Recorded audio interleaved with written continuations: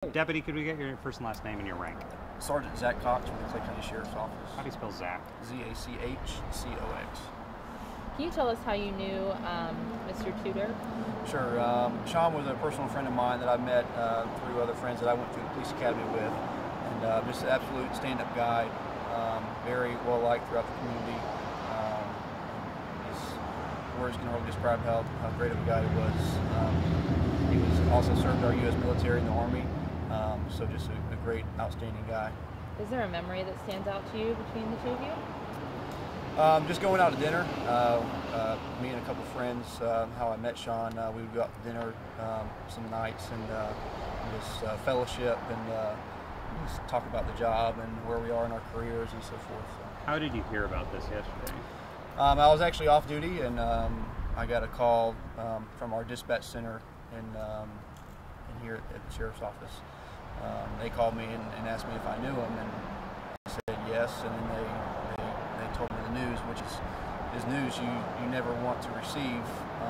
So had to park my truck and take a minute, because it's news, especially in this line of work, you never want to get, no matter where they work.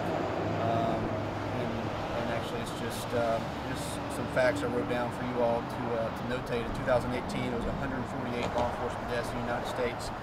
52 was by gunfire, 49 was by auto-related crashes, and 47 was some other related death, which might come as some kind of medical emergency.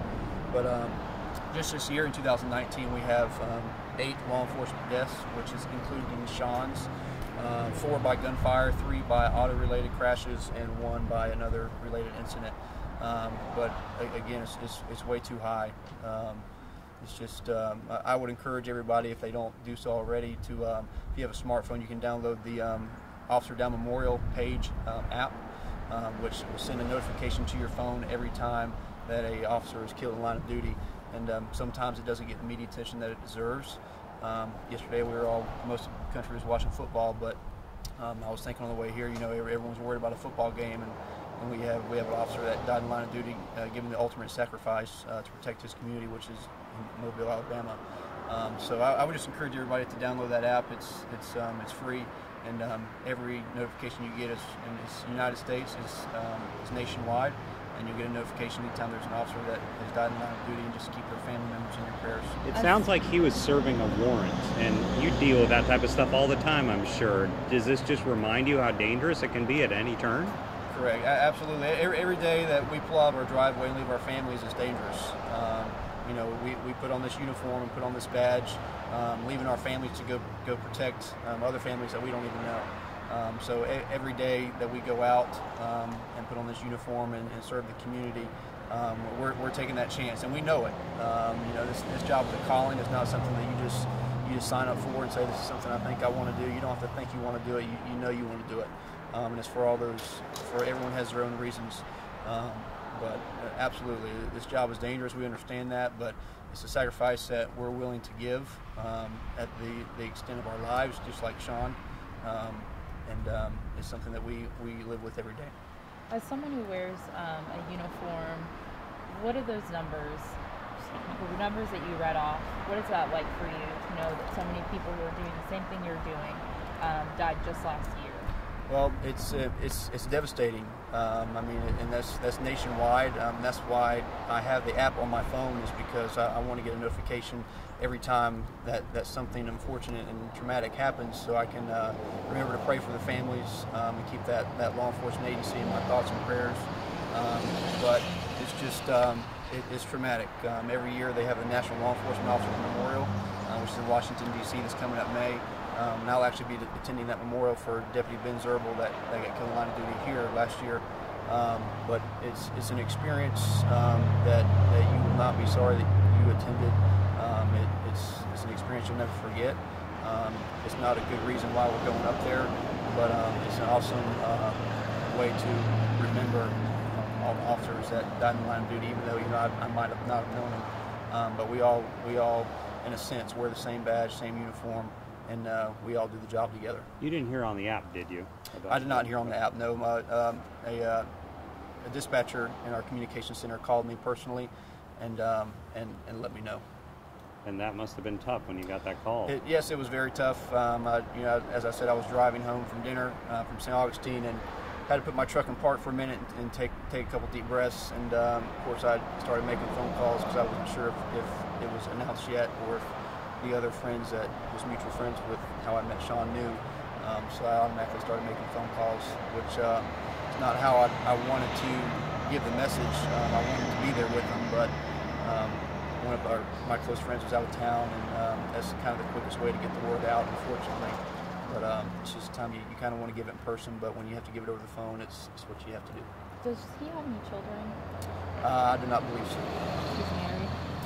Yes, he does have a wife.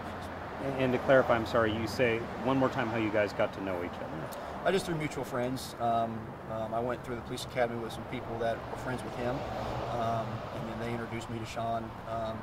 We all went to dinner one time, and he introduced me. About how many years ago was that? How many years had you known him?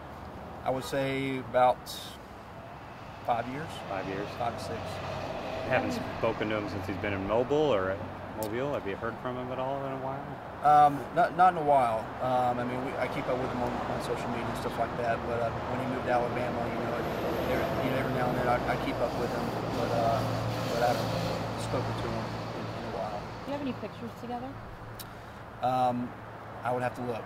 I'm not sure. And again, it was tough. I was trying to go through pictures last night, and I just had to set my phone down and take a minute. But I would have to. If you have any, maybe send them to Chris, and he could probably, Chris Patchett, he could probably I'll send them give to all you. of us. Oh yeah, that would work. Okay. I think I only have one more question. What do you have to say to people who might not understand being a police officer, being a deputy, and the sacrifice that your friend made? What do you have to say to them? Well, ultimately, I would have to say that no matter your view on law enforcement, when you call 911, we're coming. We don't know who you are. We don't know your race. We don't know your ethnicity. We don't know your religion. But we're coming. You call 911, and normally what I tell the new recruits coming in is the calls that we go to, we're going to people's houses or businesses or what have you at the absolute worst moment of their life. They're calling 911 because something traumatic has happened or something traumatic is happening, and we go. And for those that are not in the line of work, it's hard kind of to put in words. But once you get in this line of work and kind of understand, get full circle on what it means to wear the uniform and wear the badge, it puts a whole different perspective on things. Everyone can watch videos and say this or say that, but until you actually do it, and it's the same way with our military. They go out and they serve our country, and we do the same here on the home front in our own counties. But until you go out there and actually do it, it's hard to say. I know how you're feeling. And most people do, that they can say that, which we appreciate, but when you actually do it, it has a kind of a more heartfelt, different meaning.